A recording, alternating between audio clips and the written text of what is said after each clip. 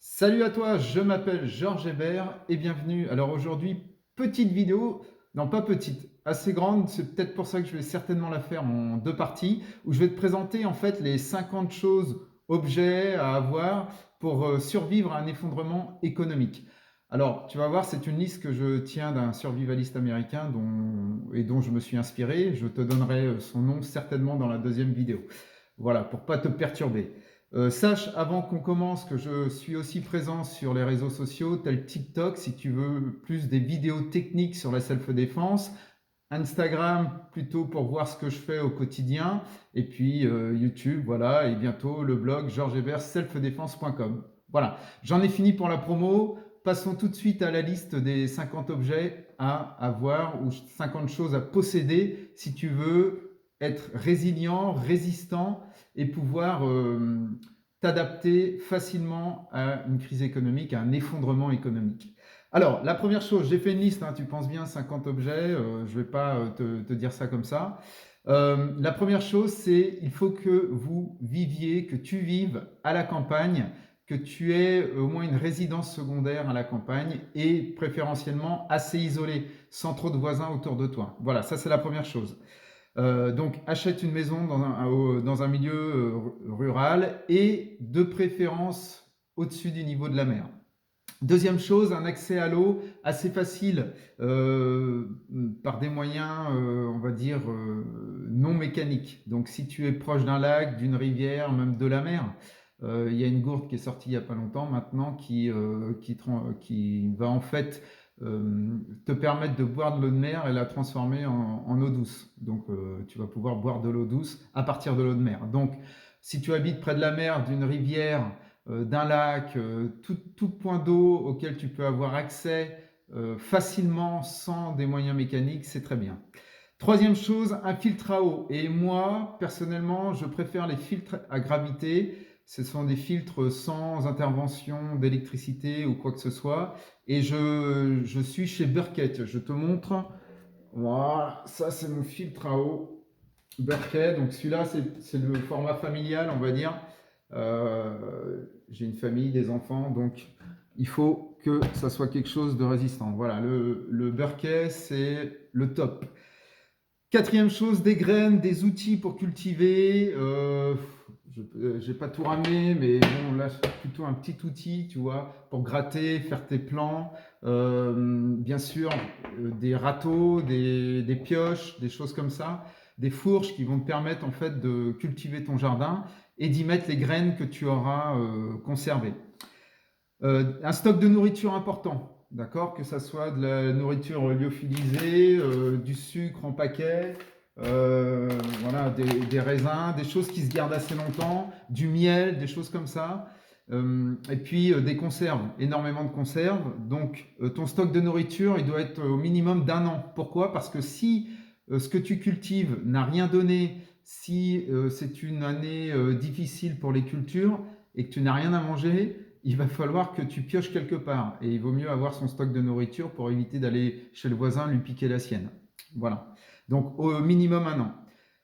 Sixième chose à posséder, du sel, énormément de sel, notamment pour la conservation des aliments. Donc si tu es près de la mer, pendant la Deuxième Guerre mondiale, en Bretagne, dans ma famille par exemple, ils allaient chercher l'eau de la mer, la faisaient bouillir pour récolter le sel.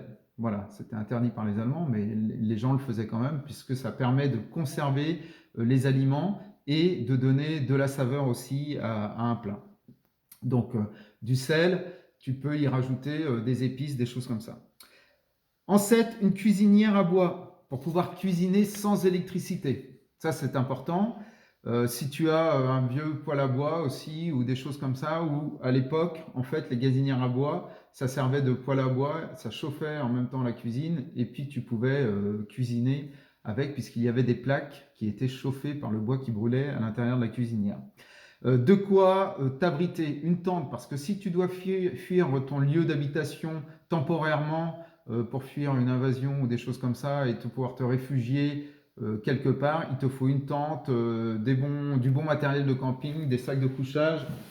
Tu vois, ça c'est du sac de couchage de compète, ça résiste à -40. Bon là, il est stocké, donc si tu veux, tu vois la taille du truc. je le fais respirer. Mais il se compresse, hein. C'est la marque Carinthia, c'est une super marque, autrichien. Et ils font aussi des blousons, j'ai des blousons contre le froid et toutes ces choses-là, donc du matériel de camping. Voilà. Des cordages, des ficelles, du fil de pêche. Bon, j'ai des cordes d'escalade, des choses comme ça c'est extrêmement important aussi.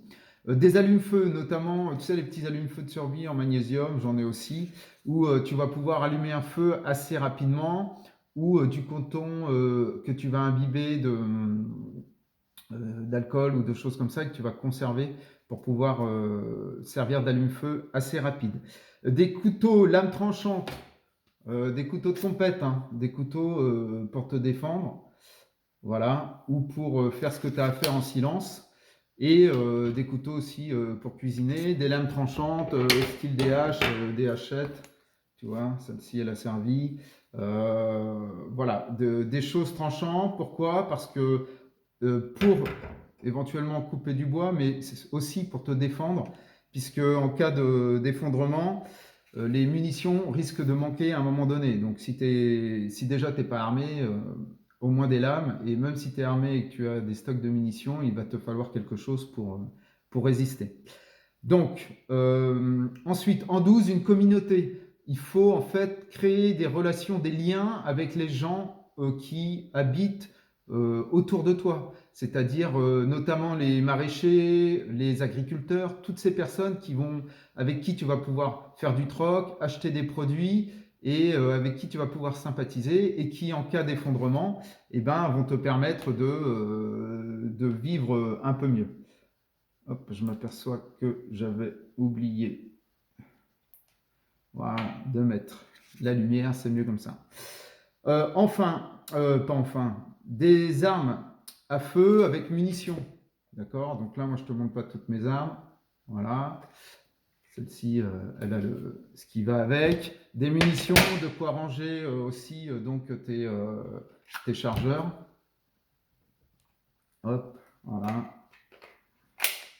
De pouvoir mettre et de pouvoir les transporter assez facilement. Donc, des armes à feu courtes, comme ce Glock 19, mais aussi à longue portée, tu peux avoir des fusils de précision avec des lunettes, et un système des armes filetées, où tu vas pouvoir rajouter un silencieux, ça c'est extrêmement important, toujours éviter de faire le moins de bruit possible. Armes à feu, or, argent, billets. Alors, je t'avais montré dans une autre vidéo, tu vois, donc j'ai un peu d'or. Ça, c'est de l'argent. Là, ce sont, je sais pas si tu vois bien, voilà, des pièces d'or. Je ne les sors pas, hein. Voilà, de la monnaie, ça peut toujours servir, même si en cas d'effondrement, on risque d'avoir des problèmes. Encore de l'argent. Et puis, même si, pardon pour le bruit, hein, c'est une table en verre, ça claque un peu. Pas mal de liquide aussi, c'est important, parce que même si la monnaie perd de sa valeur, dans les premiers temps de l'effondrement, tu vas quand même pouvoir en profiter et notamment aller faire tes dernières courses au supermarché ou échanger dans les premiers temps de l'effondrement, encore acheter des produits avec de l'argent fiduciaire. Radio, talkie-walkie, ça c'est important. Réserve de carburant. Médicaments antibio à large spectre, des médicaments gratuits que tu peux avoir, du Doliprane, il t'en faut des doses. Des antibiotiques large spectre comme l'amoxicilline. Donc ça, c'est pas en vente gratuitement dans les pharmacies, mais tu peux t'en faire prescrire par ton médecin. Il faut avoir un peu de jugeote. Voilà. En 18, des bandages, garrots, pansements israéliens. Donc je t'avais montré mon ITK dans une vidéo que tu peux aller revoir si tu t'en souviens pas. Voilà, donc là j'ai du pansement israélien, pansement compressif, couverture de survie. Voilà, j'ai le garrot qui est là, je te l'avais présenté. J'en ai plusieurs, hein, ça c'en est un. Voilà, des petits bâtonnets lumineux, voilà, toutes ces choses-là. Des trousses de secours, en veux-tu, en voilà, tu les fais, tu les formes, il faut que tu en aies un certain nombre. En 19, des herbes et huiles essentielles. En 20, des jumelles, je veux passer assez vite. En 21, couverture thermique. En 22, des batteries, des piles pour tout ce qui va être tes lampes, notamment la lampe frontale. J'avais fait un article dans ma newsletter sur la lampe frontale. Tu peux le retrouver et t'abonner à ma newsletter si tu le souhaites. Le lien est en description. Lampe de poche, donc je t'en ai montré là une lampe frontale. En 24, pour défendre ton périmètre et ton terrain, essaie d'avoir des chiens, c'est toujours important, ou des oies. Les oies sont hyper efficaces pour garder un périmètre et elles ne donnent pas leur part aux chiens, c'est le cas de le dire. C'est assez agressif en fait comme animal. Donc des chiens en 24. En 25, gilet pare-balles. Là, je te montre mon gilet. Enfin, un de mes gilets, voilà. Là, il est équipé. Il y a mes chargeurs pour l'AR-15. Gilet pare-balles que tu vas pouvoir équiper donc avec des plaques de niveau 4 minimum, hein, ce qui peut résister à une balle de 7,62 de Kalachnikov. Voilà, c'est fini pour aujourd'hui. Donc on a fait les 25 premiers objets que tu dois posséder ou choses que tu dois faire pour survivre à un effondrement économique. Dans la deuxième vidéo, je te ferai donc la fin de la liste. Sache que tu peux me retrouver une newsletter totalement offerte sur la survie, le survivalisme, la self-défense, le combat, les soins, les secours en zone hostile, toutes ces choses-là. Le lien est en description, c'est totalement offert. Tu n'as juste qu'à rentrer ton mail et tous les vendredis, tu recevras une newsletter totalement offerte. Allez, j'espère que cette vidéo t'a plu. N'oublie pas de liker, de partager, d'activer la cloche des notifications. Allez, va t'entraîner.